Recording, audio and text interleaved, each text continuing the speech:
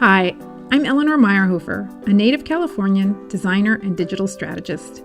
In October of 1999, a few years after graduating from design school, I flew from San Francisco to Munich with a fistful of Deutschmarks, a dial-up connection, and an extremely vague plan. 20 plus years later, after a 10-year stint at a global agency, freelancing, and launching 2 online businesses, I'm still here. Now I'm talking to other expat business owners to share knowledge, stories, and inspiration for other non-Germans running businesses in Germany. Welcome to the Germany Expat Business Show. Today I am here with Laila Zohaib, and I am going to ask Laila the question I ask everybody on this podcast. The answer is going to be a little bit different, but it is, what is a 2-minute story of how you got to Germany? Hi, thank you so much, Eleanor, for inviting me to your podcast. I'm really honored to be here. Hello to all the listeners as well, to the audience. My father migrated to Germany from Pakistan in the 80s. Basically, he was looking for a better provision for his family and his sisters, and needed to get them married, etc. So he's been working here at a factory, and then he actually started freelancing himself. So this is I'm doing when I grew up here. Okay, so you did not migrate here yourself, but your parents did. But that leads to the next question, why and how you started the Migrant Accelerator, and tell us a little bit about what it is. Sure. So TMA is the Migrant Accelerator. TMA is empowerment community project, which is led by people like me who have a migration background or people who migrated here themselves. And what we're trying to achieve is just a community basically of a peer network for founders. So if you're specifically like a tech founder, this is where we can help out each other the most. We have like access to mentors and investors, etc., and targeting international students, international workforce who want to start up with their own idea, with their own project, maybe are working on a prototype. And we offer like a dedicated 12-week accelerator program for them, which is online. It's free of cost. We don't take any equity. It's like a social project. And also we have like a Slack community. We do monthly events as well for everyone who's, for example, not part of the accelerator. So I started it in Feb, actually, and we've grown to over 200 community members by now. What inspired you to start this? Sure. So actually, I have to go to answer this question. I have to go back a little bit further. Actually, I've been working in like entrepreneurship at university, like this university that I did my bachelor's in since 2018. I started with design thinking, innovation workshops. I organized conferences and pitch events and hackathons. So I got in touch with entrepreneurship on a more academic level, not on the hands-on, let's start my own business level. But we're always like helping students, ideate and build a product and set up their own business eventually. And I noticed over the time that we have like very few foreign students who are actually willing to, start up, or we have like very few programs aimed at them. And this is why I actually wrote my bachelor thesis 2018 on the motivations of young people with migration background in Germany about entrepreneurship, what their thoughts are, what their fears are, etc. So this is the first time that I actually dug into this topic, and I specifically looked at migrant entrepreneurship and the history of it in Germany. And this has been following me. I haven't, done anything past that since 2018. So this has just been lingering in my head. And I've been noticing that there's very few opportunities or maybe like support systems or programs for migrant founders.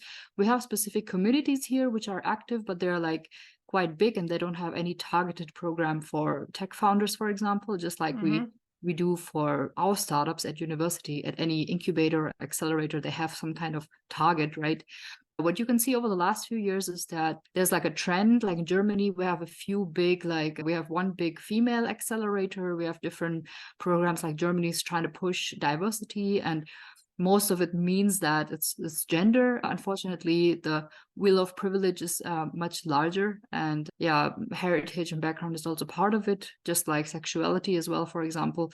So there's a lot of groups which are not being looked at here in Germany, and I myself identify myself like I fall into different categories just because of the way I look and the way I practice my religion and where I come from.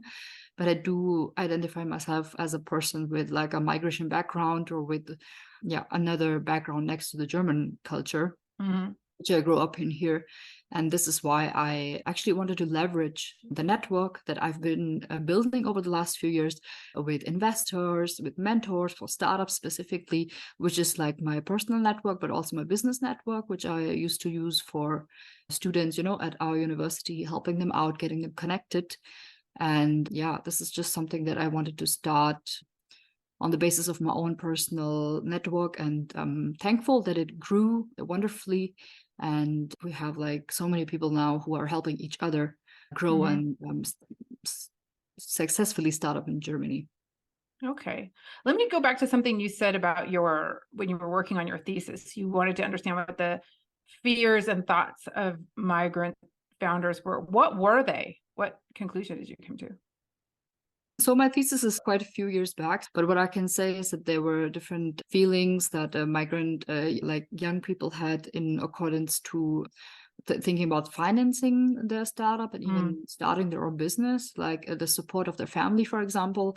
And I saw a difference as well between male and female here. So maybe I should also like think about publishing the results and really looking into what kind of things trigger them not to start. But there was a big difference between males and females, and the males were actually feeling more empowered by their personal network and their own, family and friends network to start off something like this, their own business, rather than females.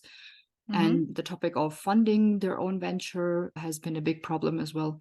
But you can also see these results actually in the latest Migrant Founders Monitor, which is published by the Startup Verband and Friedrich Naumann Stiftung. It's like two big organizations who are actually asking migrant founders themselves specifically what kind of issues they have. And they did deduct that there's like a big gap as well in VC funding and funding overall. Okay. So the people you're working with, like you say, are specifically like they want to go into tech. They tend to be students. They have obviously a Migrationshintergrund. And do they have to be German speakers? No, my whole program is actually in English and online. Most of it is online, but all of it is in English. And I just want to have like a very low entry barrier for those people who have less time and who just want to, exercise economic opportunity and just try themselves out.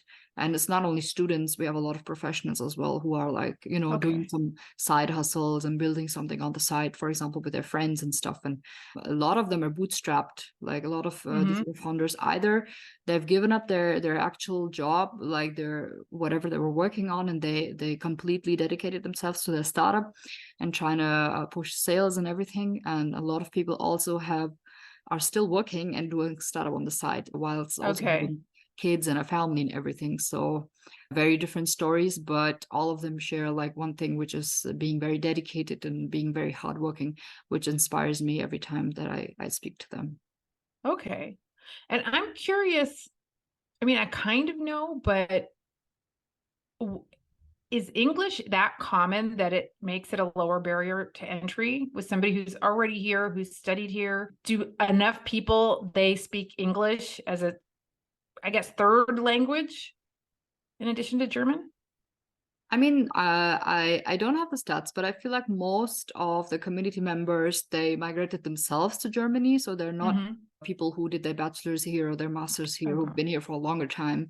So I do feel like a lot of people are either international students who are people who have migration experience themselves. So this is also my main focus group, because I feel like they need the most help because they don't have the network that you have. I mean, if you have a migration background like me, if you grew up here, at least you have some kind of friends and family support system. But people who come here by themselves just for a job opportunity or for an MBA or a degree or whatever, they tend to be very lonely, even in big cities like Berlin, for example. And is there typically, like in all the founders you serve, are there maybe 5 countries they typically come from, or is it all over the world, or what's kind of the demographics there? It's super diverse. Like what I can tell you about the current cohort that we had. So we just wrapped up our first, pilot cohort with TMA, and I'm doing TMA actually as a side project. So I work 80%, and then I'm doing this as a nonprofit on the side. And we had an accelerator which was running from June till August, and the 10 startups that were in, like I pulled it up. So one person's father is Palestinian, mother is Russian, someone migrated from the US. Then we have someone from Philippines, Uganda, Thailand, Afghanistan, Cameroon, India, Russia again, Egypt, Ukraine. So it's basically okay, it's really all over the place. all Even over an American in there. Yeah. So is it, since you said network a couple of times, and I know in any business person, startup or otherwise, network is so important. Is that like one of the key things? Because so if you could have a Migrationshintergrund, but be like me and be here 20 years and I have a great network. So like I probably, wouldn't use your accelerator. Also, I'm not doing a startup. But is it for people really that is like one of the key factors that makes somebody a good candidate, is that they're kind of not wired into any particular community or scene here that can help them with being a startup? I feel like those people benefit the most from the exposure to top experts and mentors and investors, because those people have the hardest time reaching these kind of people. Okay. So let's just, out of curiosity, so let's say I'm like a good candidate for TMA and I get accepted. I'm assuming there's like an application process. High level, walk me through what going through the accelerator looks like. What do I start with and what do I come out with at the end? Sure. So what I had in my mind for the pilot cohort, basically, we don't have any industry. We're not industry specific, so we're industry agnostic. The only things that I defined for the first pilot cohort, I mean, it's an evolving program. So for the first cohort, we had people who applied who had an MVP. So this is what we were expecting. Plus, and a bonus was that if you have like a product which is already launched and live, and you have like customers, for example, and you're gaining, kind of traction, product market proof, like signs of that. And what we also looked at was, of course, the founders, their background, and the niche itself, if the product makes sense. Exactly, this is what we looked at. And for the accelerator, we had like one online workshop a week, and then we had a demo day. We had one-on-one mentoring sessions as well on the side. So fortunately, we had like over 70 mentors, which were from my personal network and personal network of my co-founder. They actually signed up to support these entrepreneurs, these underrepresented founders. And obviously, we couldn't squeeze all of them into the 12-week program schedule, which we crafted specifically for that cohort. We also asked, for example, for the current challenges that they're facing, startup related challenges, maybe also some personal challenges. And then we also kind of prioritize the workshops and the schedule planning that for this specific cohort.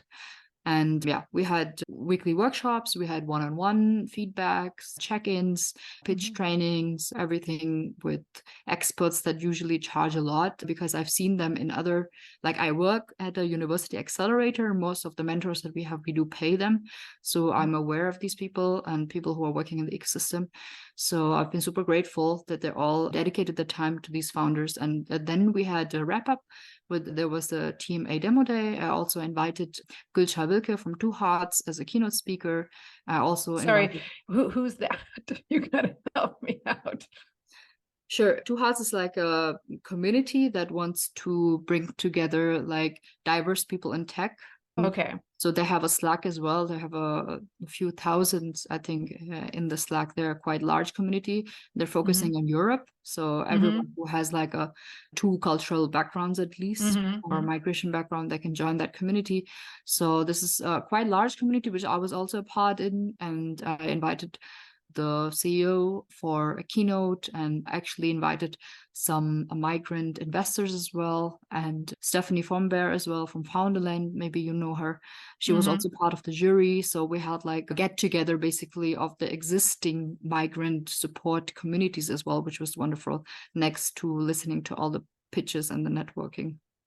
Okay. And also for the folks listening at home, MVP stands for minimum viable product. That's like when you just have like the most basic release of whatever product you're putting out into the world. So one of the things I'd imagine is difficult? I mean, you talk about funding. Is all of the funding VC based, or do you guys look at alternate funding approaches? Yeah, of course. I mean, we talk about, we have an investors network inside of TMA. We have migrant founders office hours as well, which are led by VCs at the moment. Mm-hmm. But because of my own professional background and the professional background of my co-founder, who's also startup coach at a bigger university, who focuses on science startups, we do offer them consultancies to figure out if they can get access to public funding. And unfortunately, like in Germany, I feel like there's like one thing that the people in the US do really well is whatever they do, like they talk about it a lot and they're quite loud about it. So in Germany, actually, we have a quite saturated funding schemes for startups, actually, but a lot of the startups don't even know about them, first of all, and they don't have any assistance to figure out if they match the criteria or not. So there's a lot of funding programs like Exist, Startup Stipend, Grant, where if you're a university student or at least you have completed your university in the last 5 years, you have a few co-founders, you haven't started your company yet, you could, for example, get like a equity free cash up to 100K for 1 year just for developing your MVP. Yeah, and this is what we also do with our student teams and what we're helping Team A teams get as well. It's like free money, basically. You just have to, send in your business plan and whatever the write-ups that you need for your project. But there's a lot of schemes here, and unfortunately, most of them are only communicated in German. So this is also something. Oh, sorry, I'm laughing. Go ahead, finish your thought. Yeah, unfortunately, like there's a lot of cool stuff that's going on here, but people don't know about it. So this is this is like the typical, German way of doing stuff. I mean, they just update their website and they feel like the whole world knows about it, which is not the case, unfortunately. And especially most of the stuff is in German. So this is what I actually also envision to change, that we have like a dedicated program for international startups, which we don't have so far here in Germany, like on a national level. I grew up in LA, and when I was a kid, and this is like many, many decades ago, when I brought something home from school, it was like in 5 different languages. And the more I kind of go into this universe, I see that there is, there's like make it in Germany. There are these things. And sometimes it's in English, but I do have the feeling like I got Gründungszuschussgeld when I quit my corporate job. And I remember hearing about it. Somebody told me, and I was like, wait, you mean I can quit my job and they will give me money? And it was a great program. But yeah, it wasn't like I just found out about it because somebody told me. Marketing far and wide is missing. But let me ask you a question. You said, I was talking to somebody the other day and they were talking about getting a grant. What do you call that in German? What is a grant in German? Even my husband couldn't tell me. He's like Schenkung, Zuschuss. He didn't know like the word for applying for a grant. It's mostly called Förderung. Förderung. Okay, thank you. And is there a lot of those kinds of opportunities? They're regulated, so you have to see where the founder team is based. A lot of them also expect, I mean, they have different schemes, right? So for example, we have a scheme coming up which is called Exist Women. So this is like just an empowerment kind of for what do you call it in English? Like just for introducing women who might be wanting to start a company, who are even not yet working on an idea. So it's like pre-idea, but just to get them, in the mood for founding a company. So this is like a 3-month stipend that you get from the government. And us, for example, in the region of Stuttgart, we give away 10 stipends to young women, and you will get like 2,500 euros per month and workshops and stuff. And just for, talking about, for example, if you have any fears about founding a company, anything that might empower you, like they have a whole workshop schedule set up for these kind of people. So there's a lot of cool, like Berlin, for example, they just announced like Gründerinnen bonus as well. So this is also for female founders, a bonus that you will get. I think it's like 20K or 30K, I don't know. A lot of stuff is happening on the regional level as well. But yet again, it's not being communicated enough, not going through enough channels. Me, for example, as a startup coach myself, I didn't know that we could that we could invite international founders over here. For example, if they have like, they got into an accelerator program which is funded, or they have like the startup grant or something, you can actually get a visa for them, like for 18 months. Wow. And this is only written in like the, I don't know, under paragraph, whatever, in like a small line that you can actually. By the way, this is typical Germany. I went to Bits and Pretzels this year, and I talked to someone from leading the Exist stipend. He's working at the economic ministry, and he actually emailed me this paragraph. And I was like, what the hell? Why don't we know this? Why don't we know this stuff if we want to foster more? Do you have to dig through like government websites to find, like, where are these things? Are they on all the Baden-Württemberg website, Bavarian website, these places? Yeah, so I think BMBF, BMWK, like the economic ministry, they do have some kind of a thing called Ausschreibung, Bekanntmachung. So Ausschreibung is basically just tenders that you can look up, which are, not always startup related, sometimes innovation related. So you as an SME, as a small business, can also apply for these grants if you're working on digitization, AI, circular economy, or something like this. So this is what you can follow as well. They have a database as well, which is called, I think, Förderfinder or Förderlotse or something. I can send you the link afterwards. Unfortunately, everything is in German. So you might have to like Google Translate all the websites. Exist also has like an English website, but if you compare the richness of the information on the German website, which is obviously much more accurate and fuller, it's unfortunate that there's not enough attention being paid to cater to this target group. And actually, Migrant Founders Monitor found out that 22% of the founders in Germany have a migration background. This is every fifth person. That's so interesting. There was, I think, when there were a bunch of layoffs in Silicon Valley, somebody posted something like, come to Germany. And then everybody piled on saying like, you didn't tell the Ausländerbehörde this, because there's this disconnect between what the top of the German government is saying, like, everybody come here, innovation. And then when you show up at the immigration office, nobody's going to speak English to you. Which you can make an argument is okay, but it's mismatched expectations in terms of what the messaging is and what the reality is. And that brings me to one of the questions I want to ask is, what do you think are some of the the opportunities and positive things, as well as the challenges for non-Germans trying to start businesses in Germany? I think on the opportunity side, if we want to start off positively, is definitely that Germany is a market that is less competitive, for example, to the US. Like if you want to get into a hot space like AI, there's a lot of things going on here as well. But I do feel like Germany is a good test ground if you actually want to work on a product and you want to get it started, build your MVP, find your first clients, etc. And you get if you're smart people say work smart, not hard, right? So as a startup founder, I heard of people who are actually getting funded to getting through public programs for like years in a row, just developing their MVP. So if you're actually smart and you know which accelerators, incubators, programs to apply for, you can get by monthly as well, and you can just work on your own product.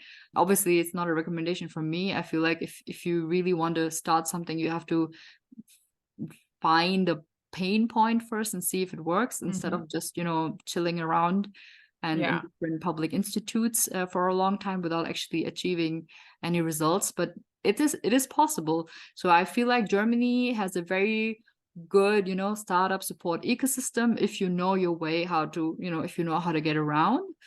And they're open for innovations, they're open for tech, they're getting a lot of funding from the EU as well, specifically if you want to work on any green topic, which is attractive, I feel like. So on that side, we do have opportunities. But yeah, on the other side, Germany, it doesn't have the proper setup to accommodate, I think, international founders yet, because just like you mentioned, the communication is not there. They do have a vision, but doesn't translate into all the layers of the establishment.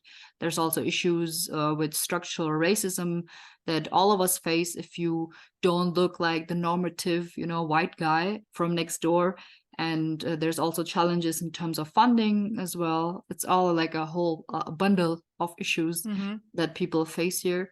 They also face racism on an individual level as well. So we have a lot of work to do, but I do feel like it's worth it because obviously Germany has an aging society, an aging population. Right. So they do need to step up their game and do something about it. And I do feel like they are realizing that.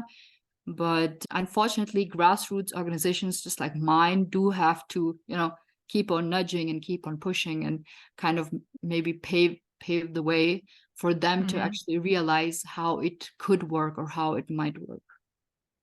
Let me ask you about one of the things you mentioned too, especially around racism and discrimination. I am curious about this because obviously I'm a Black woman, but I'm American. And I feel like if I'm honest, I haven't really had to deal with a lot of discrimination in my many years in Germany. And I feel like a part of that is because I'm American. I have a friend who is blonde and blue-eyed, but she's from Eastern Europe. And she's told me stories about when she wanted an apartment. They've said, like, you see all the names on these mailboxes are German and we want to keep it this way. Never happened to me. Part of that is also because I was working at a corporation when I was getting my apartment and stuff later on, not right at the beginning. Being American, we see everything through ethnicity, Black, white, whatever. But what I've learned here is there's also national, I guess I'm kind of asking about passport privilege. Do you see that, like, there's some, if you're coming from certain countries, do you see that is an issue as well? Yeah, definitely. I could second that. I do feel like that there's good type of migrants or expats or whatever you want to call them. And there's like the bad type that no one wants to have. And unfortunately, like, for example, if you look at the history of Germany, people from Italy, they have received a positive framing around themselves, around their culture, for example, their food and everything. So they're considered, like positive, like spoken about in a more positive way rather than people, for example, from Turkey. And the Turkish community has been here for a long time, they came here, I think in the 60s or something, the first Gastarbeiter, people who actually built up this country, they still have their own businesses. They're here for generations now, but still the way that they are being talked about in the media, it's always in the context of something negative, I feel like. And Germany also has a lot of problems with Islamophobia, which I've seen, and now we have other issues as well. So there's a whole mix, but I do feel like passport privilege is the reality, sadly. And to that word, do you have any thoughts about the terms like migrant, immigrant versus expat? Yeah, funny enough, I actually did a little bit of research on that because I had a presentation in the beginning of this year. So I actually did like a Google Trends analysis and see what kind of words were associated with the word expat and with the word migrant. And funny thing is that if you look up immigrant, migrant in Google Trends, the next thing that you find is like, coming up, and next search results are like AFD, Ausländer, and criminality and stuff. And if you Google trend expat, then you find, how to open a bank account and 26, where to learn German, blah, blah. There's definitely a stereotype there. And I've heard that as well from a lot of people who are technically an expat, but they're not being treated as one just because of their heritage or the way they look. So yeah. So but that's because I'll meet other Americans and sometimes they will refer to themselves as immigrants. I think, yeah, well, we are immigrants. And then I started like, how you said technically an expat. So what is that? What is the difference to you? So what I've read so far is that expats are people who don't plan on staying in a place for a longer time. So this is what I've researched so far. For me, for my personal experience, I feel like, I don't know, I see myself as a migrant and a lot of my friends as well. I mean, I even though you were born here. Yeah. Even though I was born here. Yeah. Okay. Interesting. Okay. But to finish your thought, sorry. Exactly. So what I've read up so far is that expats basically come to a place and they don't plan on staying there for a long time. They might go back to their own home country, for example, and that people who migrated there are actually having prospect of maybe staying long term in a country. That's true. I was talking to a client recently. She's German and she was back here. They lived in South Africa for a long time. And now they are in Dubai. Like her husband has a big job.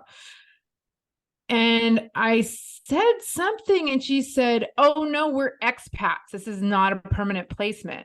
And then we continued the conversation, and that kind of got my mind thinking, maybe it is just the temporariness of it. So even though I sometimes refer to myself as an expat, I really am an immigrant, especially, and I want to, if they pass this damn law, I'm getting my German passport. So I don't want to give up my American one, but I want to get a German passport.